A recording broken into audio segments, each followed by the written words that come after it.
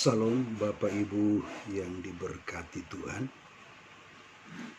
Ada kalimat yang menantang pikiran kita ketika kita membuka Facebook, yaitu apa yang Anda pikirkan? Ya kan? Bagi Bapak Ibu yang ada di Facebook, kan ada kalimat demikian, apa yang Anda pikirkan? Allah menciptakan kita sebagai makhluk yang berpikir. Ketika bangun tidur, apa yang kita pikirkan? Ketika kita sakit, apa yang kita pikirkan? Ketika sedang mengalami krisis keuangan, apa yang kita pikirkan? Ketika disakiti, dilukai, dikecewakan, dihina, apa yang kita pikirkan terhadap peristiwa itu? Solusi apa yang harus kita ambil? Dan kita harus bisa menjawab apa yang sedang kita pikirkan. Ketika seorang disakiti, dua hal yang akan ia pikirkan. Tiga. Ya. Membenci atau tidak membenci. Dan ketiga, mengampuni.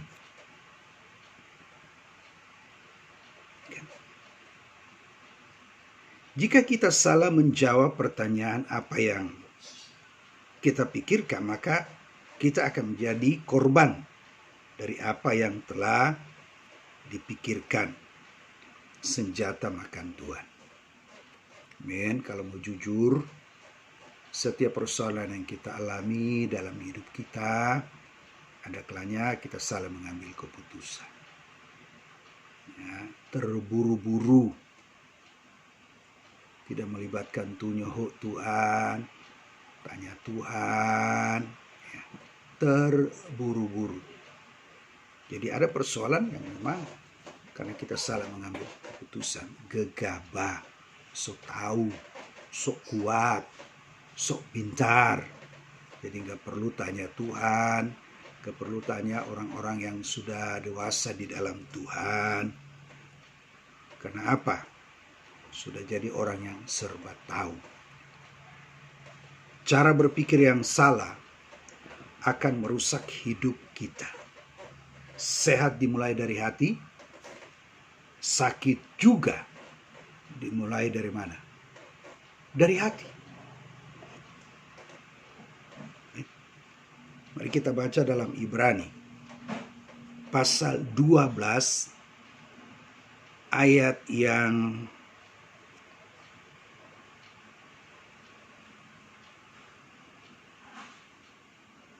ketiga. Ibrani pasal 12 ayat yang ketiga.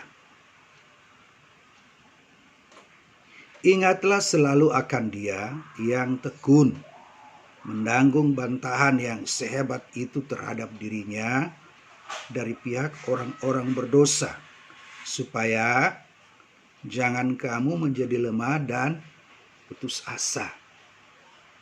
Ya.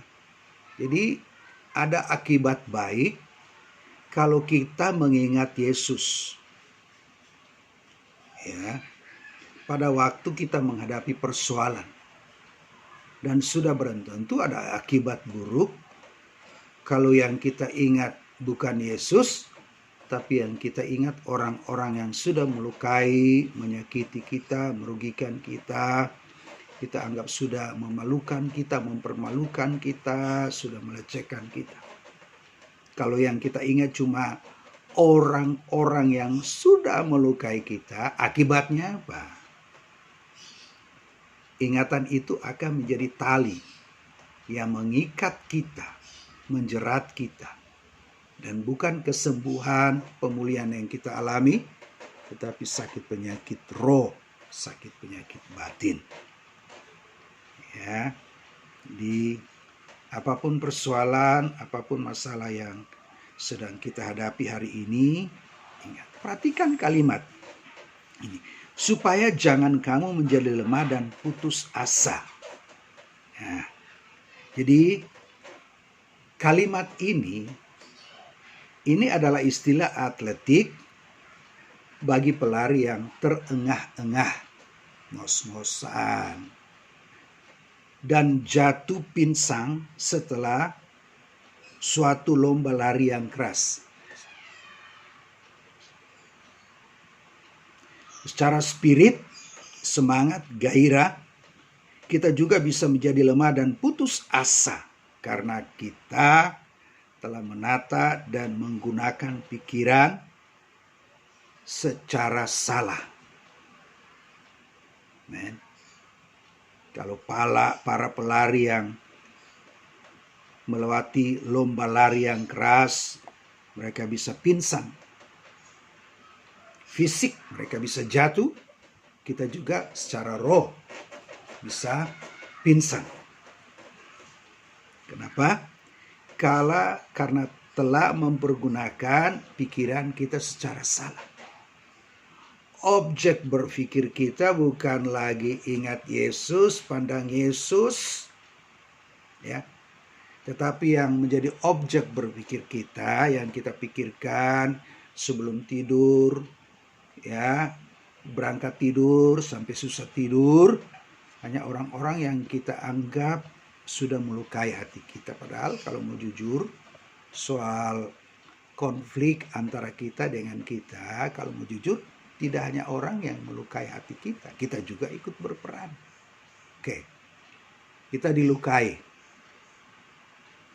Akhirnya kita terluka. Kenapa? Karena kita izinkan perasaan terluka itu menggerogoti hati kita. Jadi kita juga yang ikut melukai perasaan kita sendiri. Amin. Yang melukai kita bukan hanya orang yang melukai hati kita, tapi respon kita, tanggapan yang salah kita, cara berpikir kita yang salah, yang membuka peluang untuk kita dilukai. Udah jelas Efesus 4 ayat 27 berkata, dan janganlah memberi kesempatan kepada iblis. Berarti yang kita beri kesempatan hanya Allah. Jadi kita terluka karena apa? Kita mengizinkan perasaan terluka itu ada dalam hidup kita. Masuk dalam hidup kita. Karena kita mengizinkan perasaan terluka itu masuk dalam hidup kita, akhirnya kita jadi terluka. Dari goresan batin yang kecil kemudian menjadi luka yang membusuk. Batin kita ada luka yang membusuk. Roh kita itu ada luka yang membusuk. Kenapa? Kita mengizinkan perasaan terluka itu ada dalam diri kita. Setelah izinkan, kita manjakan, kita pupuk dia. Kita manjakan, kita pupuk dia dengan apa? Ya, wajar dong aku terluka, wajar dong aku kecewa. Kurang baik apa aku sama dia? Kok dia lukain saya, dia sakitin saya, dia kecewakan saya. Ya, saya sudah banyak berbuat baik kepada dia, tapi balasannya seperti ini. Nah, itu lagi yang membuat kita terluka. Kita terluka kenapa? Karena kita mulai mengungkit-ungkit semua kebaikan kita terhadap dia. Sehingga seharusnya orang itu nggak pantas melukai kita. Nah, ketika kita terluka, kita menganggap kita pantas untuk membalas sakit hati kita. Loh, kenapa? Kepantasan kita untuk membalas sakit hati kepada orang yang melukai kita berdasarkan dengan apa yang sudah kita buat untuk orang itu. Nah, pada saat kita menganggap diri kita pantas membalas sakit hati kita kepada orang itu karena sudah banyak hal yang kita buat untuk orang itu, kebaikan untuk orang itu, pada saat itu kita semakin terluka. Karena menganggap diri pantas itu menuntut kita untuk apa? Mencari dan memarahi orang itu. Lu anak dasar, lu nggak tahu diri, lu nggak tahu diri, nggak tahu diuntung, kurang baik apalagi gua sama lo. Itu kan yang kita pikirkan. Jadi selama kita tidak mengizinkan perasaan kecewa, terluka ada dalam diri kita nggak bakal terluka. Nah setelah kita izinkan, ya, perasaan terluka itu akan menghanyutkan kita.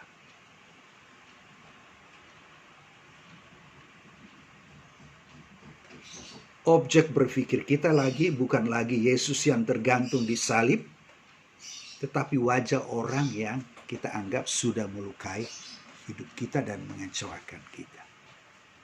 Itu saja yang kita pikirkan, yang kita perkatakan cuma itu.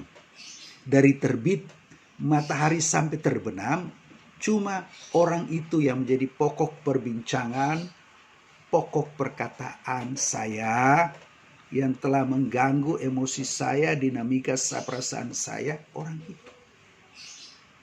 Sampai berangkat tidur pun akhirnya susah tidur. Karena apa? Mikirin wajah orang yang sudah melukai hati kita.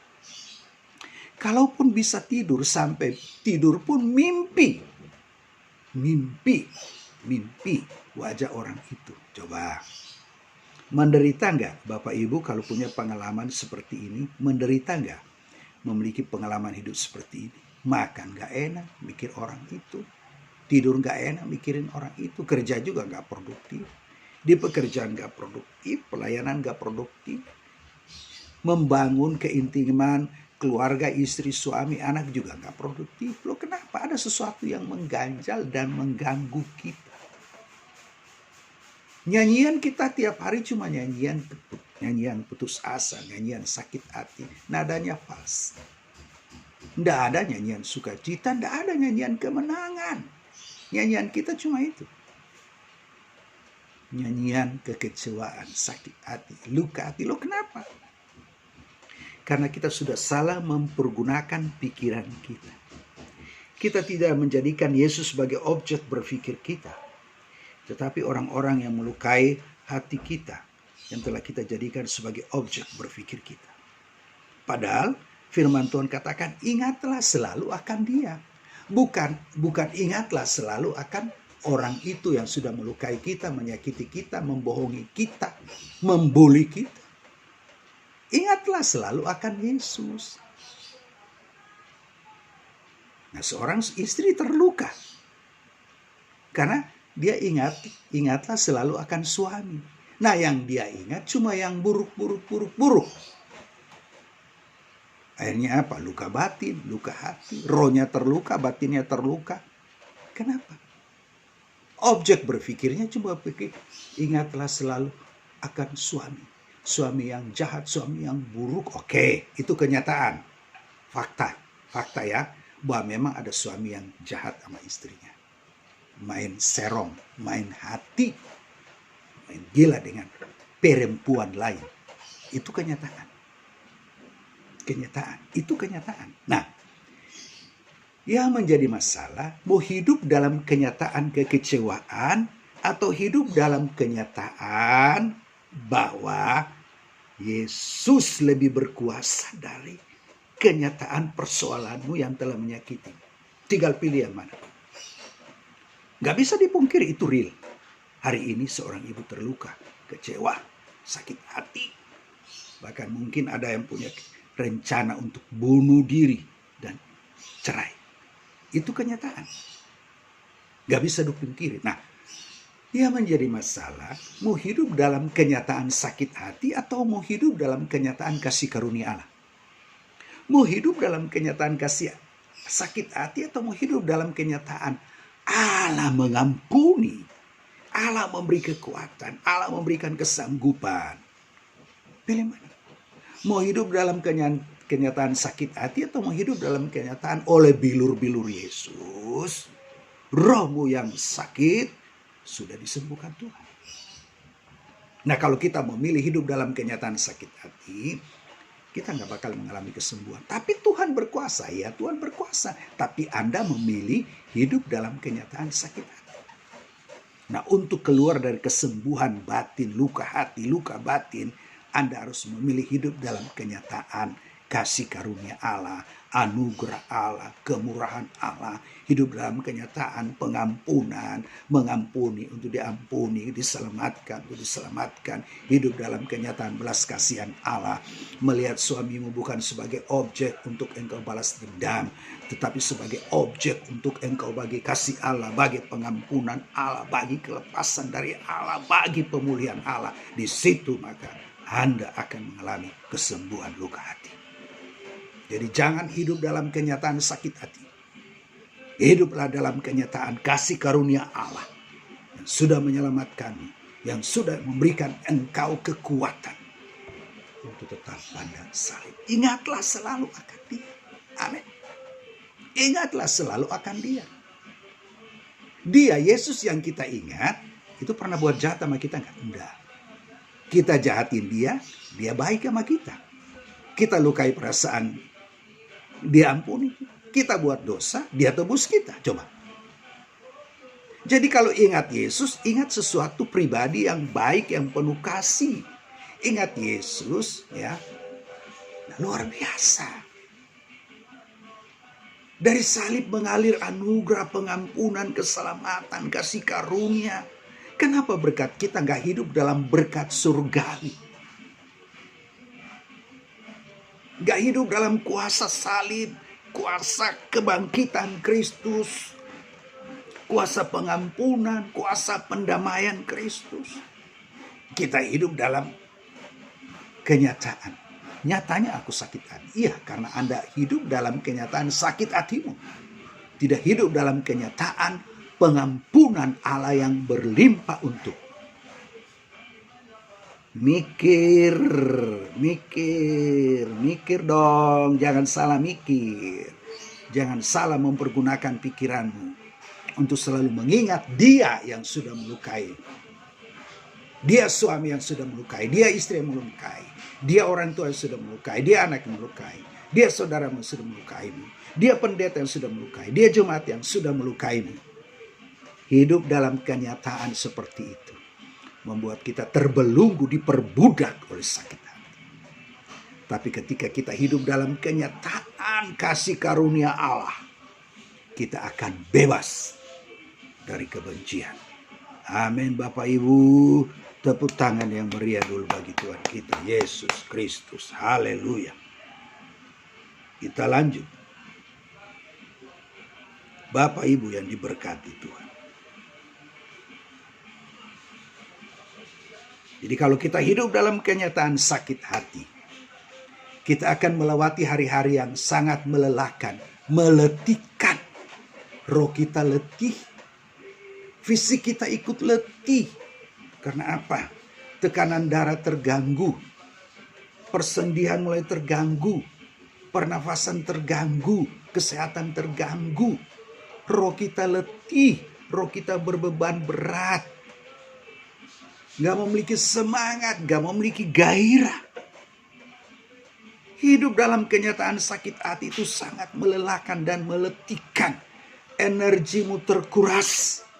Hubunganmu dengan Tuhan terganggu. Hubunganmu dengan istrimu, dengan suamimu, dengan pendetamu terganggu. Engkau tidak produktif dalam pelayanan. Tidak produktif. Tidak ada sesuatu yang baik yang dapat Anda impartasikan, bagikan kepada orang lain. Bukan hati Bapa yang kau bagikan di pelayanan, tetapi hatimu yang jahat. Kenapa? Karena lebih memilih hidup dalam kenyataan sakit hati, bukan hidup dalam kenyataan pengampunan Allah yang berlimpah-limpah. Salah pilih menderita. Amin. Hidup dalam kenyataan sakit hati, kita akan menikmati perasaan terluka. Tenggelamlah kau dalam perasaan. Tenggelam, terkubur dalam kuburan luka hati. Tapi kalau kita hidup dalam kenyataan kasih karunia Allah, kita akan menemukan kemerdekaan. Gelora api kepahitan telah mengeringkan tanah hati kita. juga telah menjadi racun yang meracuni setiap benih firman yang tertabur di dalam hati kita. Loh, kenapa? Karena kita lebih memilih hidup dalam kenyataan gelora api kebencian, gelora api sakit hati. Akhirnya gelora api sakit hati itulah yang membakar dan membunuh setiap benih firman yang tertabur. Sehingga apa? Lama tidak berbuah, menghasilkan buah pertobatan. Api kepahitan mulai meracuni kesehatanmu, meracuni keuanganmu, meracuni pekerjaanmu, meracuni produktivitasmu dalam pekerjaanmu, produktivitasmu dalam pelayanan, hidupmu jadi kacau dan berantakan. Kenapa? Karena lebih memilih hidup dalam kenyataan sakit hati, bukan hidup dalam kenyataan anugerah pengampunan Allah yang berlimpah. Kekeringan rohani mulai melanda rohmu. Tidak ada lagi kehausan akan Allah. Yang ada kehausan untuk balas dendam. Kehausan untuk balas sakit hati dengan sakit hati. Kalaupun tidak bisa membalas sakit hati dengan sakit hati, senjata makan Tuhan. Kebencianmu akan kau nikmati, akan merusak hidup. Kehausan yang ada hanyalah bagaimana membalas sakit hati. Hal ini bisa terjadi karena kita sendiri yang memilih untuk dilukai dan hidup dalam kenyataan luka hati.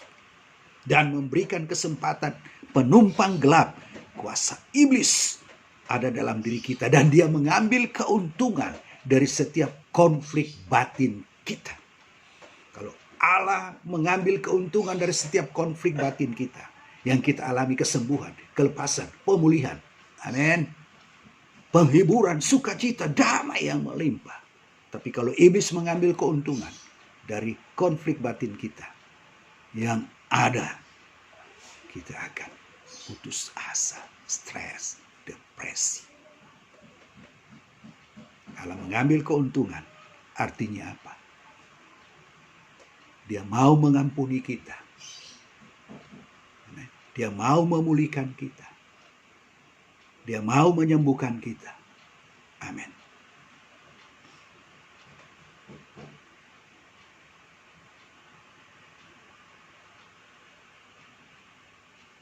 Jadi yang harus dilakukan oleh kita supaya jangan kita menjadi lemah dan putus asa adalah ingatlah selalu akan Dia.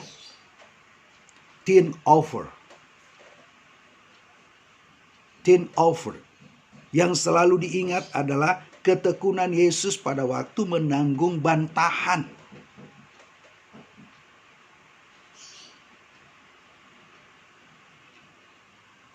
Kata putus asa di Ibrani 12 ayat 3. Supaya kamu jangan putus asa. Artinya supaya jangan menjadi lemah. Jangan rebah. Jangan pingsan. Amen. Supaya tidak putus asa. Supaya tidak lemah. Supaya jangan rebah. Pingsan. Kita ingat Yesus. Amin. Ketika kita disakiti, kita ingat Yesus. Dilukai, ingat Yesus.